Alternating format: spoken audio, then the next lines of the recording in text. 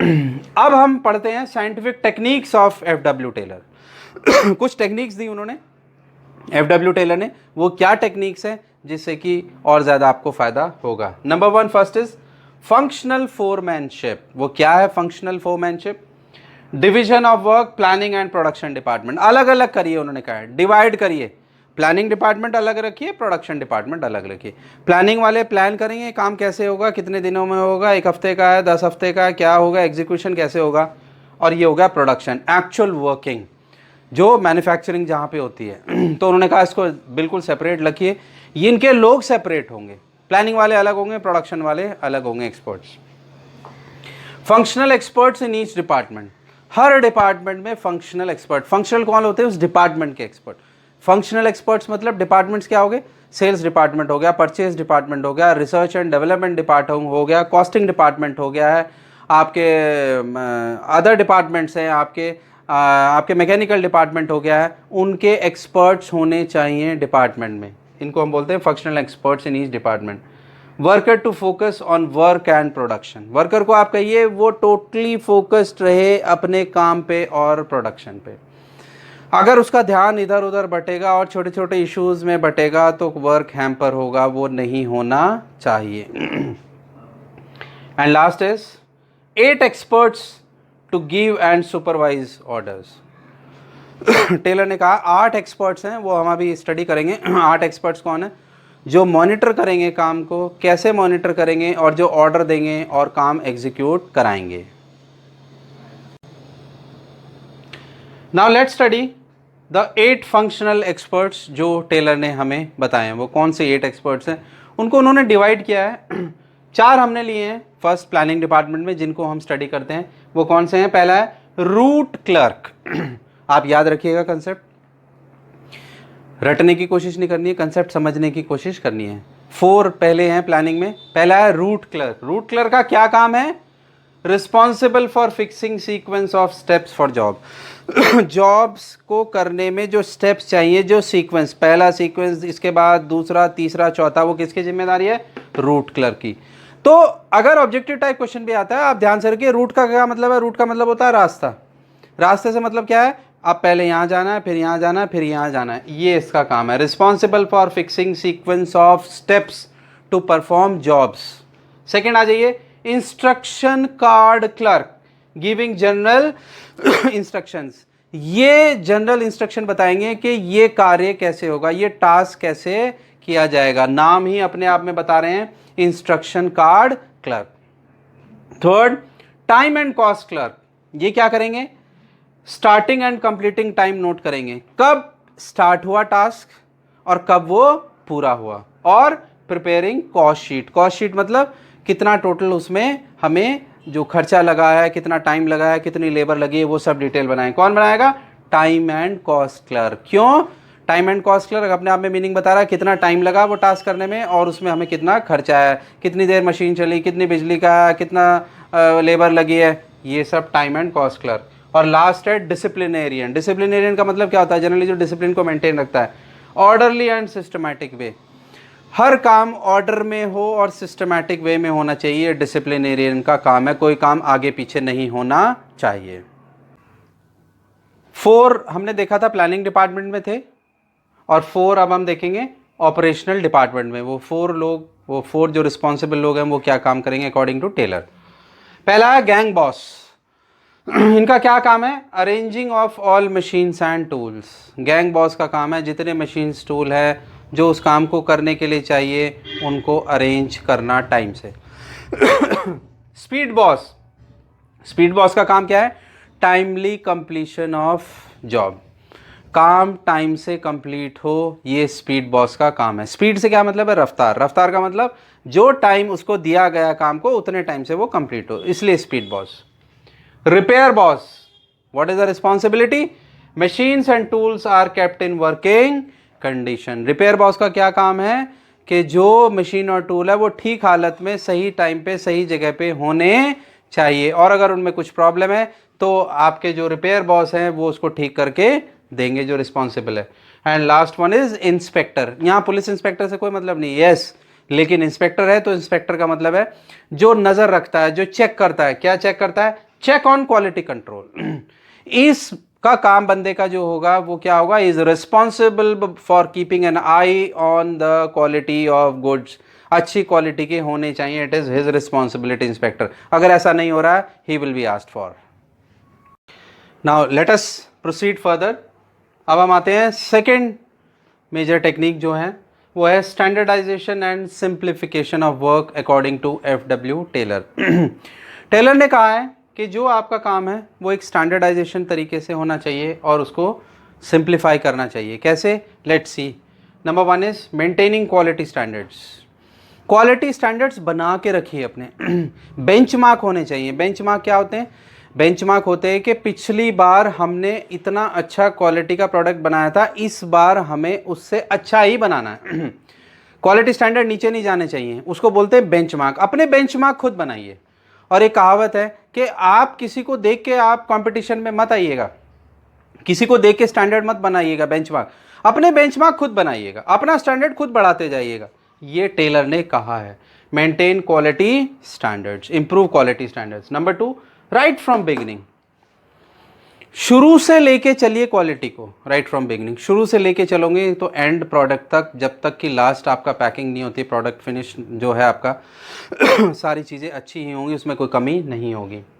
To establish standards at every level. हर level पे, हर स्टेप पे आपको ये स्टैंडर्ड लगाना। ये नहीं इनिशियल में आपको लगाना है, बस एक बार देख लिया, लास्ट में नहीं देखने हैं, तो लास्ट में नहीं देखना। हर लेवल पे आपको वो स्टैंडर्ड लगाने हैं।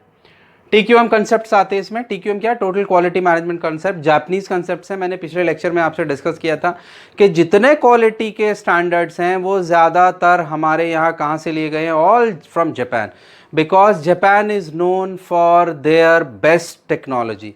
मैंने एक बार लेक्चर में आपको बताया था, आप जापानीज़ प्रोडक्ट, जब भी कोई आप प्रोडक्ट लेते हैं, आप ज़्यादातर जापानीज़ प्रोडक्ट को आप प्रेफर करते हैं। स्पेशली इलेक्ट्रॉनिक्स की अगर हम बात करें, हम कैलकुलेटर्स की बात करें, हम मोबाइल्स की बात करें, हम लैपटॉप्स की बात करें, हम और कुछ भी बात करें, क्यों? वो क्वालिटी के लिए जाने जाते हैं। ये कंसेप्ट जापान से आए हैं। 6 sigma, kaizen, zero defect error, ये सारे वहाँ के कंसेप्ट्स हैं जो आप हायर क्लासेस में आगे पढ़ोगे। Simplifying the work and reduce the division of product. काम को कॉम्प्लिकेट मत करिए, काम को आसान बनाने की कोशिश करिए। और क्या लिखा है? And reduce the division of products. आपके जितने डिविजन्स में हो सकता है, आप एक नहीं 10 आप प्रोडक्ट्स में डील कर रहे हो, मत करिए 10। अगर आपकी स्पेशलाइजेशन नहीं है, आपकी उसमें पकड़ नहीं है, आपके पास वो क्वालिटी के जो लोग नहीं हैं वो नहीं है, वो आप सिर्फ 2 ही में आप करिए, 2 प्रोडक्ट में डील करिए अच्छे से, आपका 2 में ही अच्छा नाम होगा। हो क्या रहा है? आपने 50 प्रोडक्ट जोड़े हुए हैं, 50 के साथ आप क्वालिटी स्टैंडर्ड्स नहीं कर पा रहे, 50 की आपको नॉलेज नहीं है, 50 के साथ आप इनजस्टिस कर रहे हैं, आपका भी गुडविल खराब हो रही है। ये टेलर ने कहा है। Simplify the work and reduce the division of products. कम करिएगा, 1 या 2 पे ही ध्यान दीजिएगा जिसमें आपकी महारत हासिल है। थर्ड बड़ा इंपॉर्टेंट है, ये बहुत ही, फटीग स्टडी। फटीग किसे बोलते हैं? थकावट, थकान हो जाना, उसको बोलते हैं फटीग स्टडी। क्या? Frequency of rest intervals. उन्होंने कहा, टेलर ने कहा कि एक काम को अगर आप फटीग स्टडी कर रहे हो, उसको आप ऑब्जर्व करिए। कैसे स्टडी करेंगे आप? उसको ऑब्जर्व करिए, एक बार नहीं, बार बार अलग अलग लोगों से ऑब्जर्व कराइए। Frequency of rest interval. Rest interval कब कब उसमें होना चाहिए, या कब कब वो ले रहा है रेस्ट, वर्कर काम करते हुए, या आपका सुपरवाइजर है, एम्प्लॉय, जो भी आप। ड्यूरेशन ऑफ रेस्ट इंटरवल्स, कितनी देर का रेस्ट ले रहा है, 5 मिनट का ले रहा है, 10 मिनट का ले रहा है, 15 मिनट का ले रहा है। और the number of rest intervals, और कितने रेस्ट इंटरवल्स ले रहा है।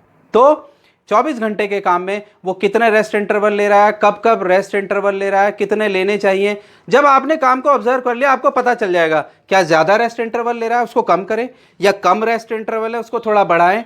ड्यूरेशन वो 15 मिनट की ले रहा है, लेकिन आपने ऑब्जर्व किया नहीं 5 मिनट की ही बहुत है। ये फटीग स्टडी आपको हेल्प करेगी, टेलर ने कहा है। नेक्स्ट पॉइंट है हमारा method study. Method study, Taylor ने कहा है, ये हमें वो तरीका बताता है कि काम कैसे करना है। Best method which keeps the production cost to minimum. Taylor कहते हैं उस मेथड से काम करिए जिसमें आपका प्रोडक्शन कॉस्ट मिनिमम आ रही है। हमने स्टार्टिंग में पढ़ा था, क्या कहा था उन्होंने, रूल ऑफ थंब नहीं चलेगा। अब जो आपका साइंटिफिक तरीके से जो फॉर्मूला लग के जो पता लग रहा है इसको करने से कॉस्ट मिनिमम होगी, उस तरीके से आप काम करिएगा। Second, maximum use of resources, ज़्यादा से ज़्यादा संसाधन का इस्तेमाल होके और टाइम से काम हो जाए। और यहाँ क्या है, मैक्सिमम यूज ऑफ रिसोर्सेज का क्या मतलब है, आपके रिसोर्सेज आइडल नहीं पड़े रहने चाहिए। आइडल से क्या मतलब है, खाली वेस्टेज नहीं होने चाहिए। आप 3 मशीन लाए, 2 मशीन पे काम कर रहे, 1 मशीन काम ही नहीं हो रहा, क्यों नहीं हो रहा, आप फिर लाए क्यों उसको, उसका भी कहीं ना कहीं यूज होना चाहिए। आपके अलग अलग इंस्ट्रूमेंट्स हैं, आपके 10 इंस्ट्रूमेंट्स हैं, 4 कोई आप डेली इस्तेमाल करते हो, 6 का हो नहीं रहा, क्यों नहीं हो रहा जी, काम भी नहीं आ रहे, काम में नहीं आ रहे तो फिर आए क्यों। Maximum use of resources so that उनका बेस्ट यूटिलाइजेशन हो सके। ये हम मैन पावर पे भी लेके चल रहे हैं बात। फिफ्थ पॉइंट है हमारा टाइम स्टडी, वेरी इंपॉर्टेंट, जो कि वैसे तो देखिए सभी जो प्रिंसिपल्स हैं, टेक्निक्स जो एफडब्ल्यू टेलर ने दिया आपने देखा होगा, सभी इंपॉर्टेंट है, बट फटीग स्टडी और टाइम स्टडी तो बहुत इंपॉर्टेंट है। Standard time required to perform a job, एक काम को करने के लिए कितना समय चाहिए ये एफडब्ल्यू टेलर ने कहा है, वो स्टडी करिएगा। ऐसे ही आप निर्धारण मत करिएगा कि ये काम 2 घंटे में पूरा हो जाएगा। हो सकता है वो आधे घंटे में पूरा हो जाए, या हो सकता है उसको 4 घंटे लगे, please see that. Second, setting standard targets for workers. अब आप जब आपने वो देख लिया कि उस काम को कितनी देर में पूरा किया जा सकता है, तो उनके लिए टारगेट्स अब आप रखिएगा। टारगेट्स क्यों रखिएगा आप, मैंने कहा 2 घंटे लगा रहे थे, काम आधा घंटे में हो सकता है, टारगेट रखना पड़ेगा आपको, आपको ऐसा नहीं छोड़ना पड़ेगा, वरना तो वेस्टेज हो रही है, आपकी एनर्जी, टाइम, रिसोर्सेज सब बेकार हो रहा है। Finding out how many workers are required to perform a job, और कितने लोग उस काम को इजीली कर सकते हैं। हो सकता है आपके डिपार्टमेंट में सिर्फ 3 लोग वो काम कर सकें, लेकिन हैं कितने, 6 लोग। मैं कभी आपको कोई और एक एग्जांपल देके बताऊंगा, जो हमारे पीएसयूज है, पब्लिक सेक्टर अंडरटेकिंग्स। आप पब्लिक सेक्टर अंडरटेकिंग्स आपने कभी सुना है, पीएसयू किसको बोलते हैं, Steel Authority of India Limited, BHEL, SAIL, भेल, गेल, ओएनजीसी, ये हमारे क्या है, ये हमारे पीएसयूज है। कुछ ऐसे पीएसयूज थे, अगर आप न्यूज़पेपर पढ़ते हो, न्यूज़पेपर पढ़ने की आदत डालिएगा, कि हमारे गवर्नमेंट ने उसमें डिसइन्वेस्टमेंट किया। गवर्नमेंट डिसइन्वेस्टमेंट मतलब उनको बेच दिया। क्यों बेच दिया, घाटे में चल रहे थे, पब्लिक सेक्टर अंडरटेकिंग घाटे में चल रहे। जो मैंने नाम लिया ये तो नवरत्ना है, नवरत्ना मतलब प्रॉफिट मेकिंग है, स्टील अथॉरिटी है, ओएनजीसी है, लेकिन वो घाटे में चल रहे थे। क्यों घाटे में चल रहे थे, बहुत पहले रिक्रूटमेंट कर लिए गए, जहां पे सिर्फ 4 लोगों की जरूरत थी, वहां 10-10 लोग थे, बहुत अच्छी सैलरी थी, बहुत अच्छे पैकेज थे। जब देखा कि प्रॉफिट्स नहीं आ रहे तो गवर्नमेंट को बंद करना पड़ा। तो आप ये देखिए एग्जैक्टली एक डिपार्टमेंट में है कितने लोगों की आवश्यकता, ये बहुत ज़रूरी है। हो सकता है कम की आवश्यकता हो, या ये भी हो सकता है उल्टा हो, आपने सिर्फ वहाँ 3 लोग दिए गए हैं, वहाँ ज़रूरत होगी 5 लोगों की, तो 2 लोग आपको लाने पड़ेंगे ताकि स्टैंडर्डाइजेशन और सही तरीके से काम हो सके। ऑब्जर्व द वर्कर, ये बड़ी इंपॉर्टेंट बात है। ऑब्जर्व करिए उसको, वो काम कितनी देर में फिनिश कर रहा है। और ऑब्जर्व में क्या कहा है टेलर ने, keep on observing many times, एक नहीं दूसरे आदमी से ऑब्जर्व कराओ, फिर आप एवरेज निकालो कि ये काम इतनी देर में पूरा हो सकता है, तब हम उसके लिए टारगेट फिक्स करेंगे कि ये काम कंप्लीट इतनी देर में होगा। देन सेट स्टैंडर्ड टाइम, फिर आप स्टैंडर्ड टाइम उसका फिक्स करिए कि भाई 1 घंटा स्टैंडर्ड टाइम होना चाहिए। फिर क्या कहते हो, average worker completing on time, जो आपने स्टैंडर्ड टाइम दिया है, अगर वो वर्कर उस पर टाइम से पूरा कर रहा है तो वो क्या है, एवरेज वर्कर है। अगर वो बिफोर टाइम पूरा कर रहा है तो वो कौन सा वर्कर है, एफिशिएंट वर्कर है। यानी 1 घंटे में काम पूरा होना था, एक वर्कर ने 1 घंटे में कर दिया, ठीक है, एवरेज वर्कर है। एक ने 1 घंटे से पहले कर दिया, वो कौन कहलाएगा, एफिशिएंट वर्कर, वो एफिशिएंट है, उसको कुछ एक्स्ट्रा दीजिए, वो हम बात करेंगे अभी आगे। और थर्ड है inefficient who fails to complete on time, जो टाइम पे भी पूरा नहीं कर पा रहा है उसको हम बोलेंगे इनएफिशिएंट। तो क्या हुए, एवरेज, एफिशिएंट और इनएफिशिएंट। नेक्स्ट हमारा 6 point, motion study, and Taylor has said that find out the movement of worker. Motion study से क्या मतलब है, एक वर्कर जब अपना काम कर रहा है तो उसके मूवमेंट्स कितने होते हैं। मूवमेंट से क्या मतलब है, वो कितनी बार बेंड डाउन करता है टूल उठाने के लिए, औजार उठाने के लिए, कितनी बार वो अलमारी खोलता है जहाँ और इंस्ट्रूमेंट रखे हैं, कितनी बार वो इधर जाता है, कितनी बार उधर जाता है, कितनी बार पीछे मुड़ता है, कितने, इसको बोलते हैं हम मूवमेंट। अब आप देखिए कि टेलर ने कितनी कीनली, कितने गहराई से जाके चीज़ों को ऑब्जर्व किया, इसीलिए इसका नाम रखा गया है साइंटिफिक मैनेजमेंट। और वो उन चीज़ों को हटाने चाहते हैं जिससे कि अनप्रोडक्टिव मूवमेंट्स को कम किया जा सके। मोशन, मोशन मतलब movement. Find out the movement of worker, worker के मूवमेंट का पता करिए। प्रोडक्टिव एंड अनप्रोडक्टिव मूवमेंट्स को अलग कर लीजिए। प्रोडक्टिव मूवमेंट क्या हुए? प्रोडक्टिव मूवमेंट हुए वो इंस्ट्रूमेंट लेने के लिए झुका, कितनी बार झुका, इंस्ट्रूमेंट सामने रखा, वहाँ इंस्ट्रूमेंट लेने गया, फिर उसने निकाला, फिर उसको रखा। अगर 24 घंटे काम कर रहा है या 8 घंटे काम कर रहा है 8 घंटे में कितनी बार जाता है 6 बार गया। कितना टाइम लगा उसको? 4 सेकंड लगे, 10 सेकंड लगे, 30 सेकंड लगे आने जाने में, 1 मिनट लगा, मल्टीप्लाई कर दो, 4 बार गया, 3 12 मिनट हो गए उसके। फिर आप देखिए रिड्यूसिंग अनप्रोडक्टिव मूवमेंट्स, और जो अनप्रोडक्टिव मूवमेंट्स है जिसका उससे कोई लेना देना नहीं है उसको कम करने की कोशिश करनी चाहिए। कोई वॉशरूम जाना, इधर जाना, बात करना, वो करना, या हो सकता है उसने कहा कि वो अगर दूरी पे रखा हुआ है इंस्ट्रूमेंट, वो इंस्ट्रूमेंट नज़दीक हो जाए तो उसके अनप्रोडक्टिव मूवमेंट्स कम हो जाएंगे, कम हो जाएंगे तो प्रोडक्शन बढ़ेगी। ये है हमारा मोशन स्टडी जो एफडब्ल्यू टेलर ने कहा है। Next work study. Work study bit of combination क्या है? It ensures maximum production at minimum cost and getting best contribution for every factor. कम से कम कॉस्ट में आपका ज़्यादा से ज़्यादा प्रोडक्शन, वो कहाँ से आ रहा है? हमारा time study, motion study and method study. इनको जब हम कंबाइन करते हैं तो हमारा निकल के आता है वर्क स्टडी। ये वर्क स्टडी आपको बताती है कि आपका काम कैसे होना चाहिए और कहाँ फॉल्ट है, कहाँ कमी है, कहाँ आप इंप्रूव कर सकते हो। और 8th पॉइंट हमारा आता है डिफरेंशियल पीस वेज सिस्टम। ये बड़ा इंटरेस्टिंग बात है जो आज लोगों को बड़ी कॉमन लगती है, लेकिन ये दी किसने? इसका जन्मदाता कौन है? F W Taylor. उसने क्या कहा? अगर आपकी डिपार्टमेंट में 4 वर्कर काम कर रहे हैं, चारों एक जैसे नहीं होंगे। अभी एफिशिएंट या अनएफिशिएंट की बात की, उसने कहा उनमें डिफरेंस करिए, आप उनके काम में डिफरेंस करिए, ताकि जो अच्छा कर रहा है वो मोटिवेट हो, उसको ज़्यादा पैसा मिलना चाहिए, और जो नहीं कर रहा है वो डीमोटिवेट हो, उसको कम पैसा मिलना चाहिए। एग्जाम्पल छोटे से क्या है? एग्जाम्पल मान लीजिए टारगेट सेट है, दिन में 10 पीस बनाने हैं, ये टारगेट है, और एक पीस का क्या रेट होगा? 50 रुपये। जो दिन में जो 10 बना लेगा क्या मिलेंगे आपको? 500 रुपीज़ मिलेंगे, ये टेलर ने कहा है। अब जो 12 बनाएगा, यानी जितना सेट था उससे ज़्यादा, अगर उसने 12 बनाए, उसने कहा उसको 60 रुपये के हिसाब से आप पेमेंट करिए, यानी उसको एक्स्ट्रा पेमेंट करिए। कितना पैसा लेके जाएगा वो? 720 रुपये। मोटिवेशन डायरेक्ट उसको हो रहा है। अगर किसी ने टारगेट से भी कम किया, 10 से भी कम किया, मान लीजिए 8 ही पीस किए, तो उसने कहा ये जो 50 था इसको कम कर दीजिए, आप कितना 40 रुपये पे ले आइए नीचे उसको 40 के हिसाब से पेमेंट होगी। क्यों यार? जो टारगेट दिया था तुम्हें वही तुमने पूरा नहीं किया। उसको कितने मिलेंगे? 320। लुक एट द डिफरेंस एक वर्कर 720 रुपये लेके जा रहा है, एक 320 रुपये लेके जा रहा है। इनएफिशिएंट एंड एफिशिएंट वर्कर, ये कंसेप्ट एफडब्ल्यू टेलर ने दिया था, जो बहुत ही आज इंपॉर्टेंट है। और हमारा लास्ट पॉइंट है मेंटल रेवोल्यूशन। मेंटल रेवोल्यूशन का हमने पहले भी मैंने जिक्र किया था। मेंटल रेवोल्यूशन मीन्स आपके मन में बदलाव, चेंज और वो बदलाव क्या आना है? वो बदलाव आना है 2 लोगों के, वर्कर के और मैनेजमेंट के। और मैंने आपको एग्जांपल देके भी बताया था कि जब तक आपके मन में चेंज नहीं आएगा तो ना वर्कर बदलेगा ना मैनेजमेंट बदलेगा। बदलाव क्या होना चाहिए? वर्कर को ये सोचना चाहिए मैनेजमेंट हमारा दुश्मन नहीं है, हमें मैनेजमेंट के साथ काम करना चाहिए। और मैनेजमेंट के मन में क्या चेंज आना चाहिए कि ये वर्कर हमारे फैमिली की तरह है, यही हमें कमा के दे रहे हैं, तो हमें भी इनके वेलफेयर का और इनके ग्रीवेंसेस का, इनकी प्रॉब्लम का ध्यान रखना चाहिए। छोटी छोटी समस्याएं वेजेस को लेके, बोनस को लेके है। पहला पॉइंट क्या है? Change in attitude of workers and management towards each other. ये बड़ा इंपॉर्टेंट है जो साइंटिफिक मैनेजमेंट में कहा गया है, और इसके बारे में टेलर ने कहा है आपके सारे पॉइंट्स फेल हो जाएंगे, सारी मेहनत बेकार हो जाएगी अगर ये आपका मेंटल रेवोल्यूशन नहीं काम कर रहा है तो।